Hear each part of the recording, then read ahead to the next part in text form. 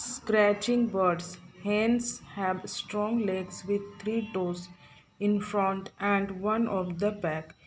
Their toes have sharp, hard claws which help them to scratch and dig the ground in order to search out insects and buried seeds.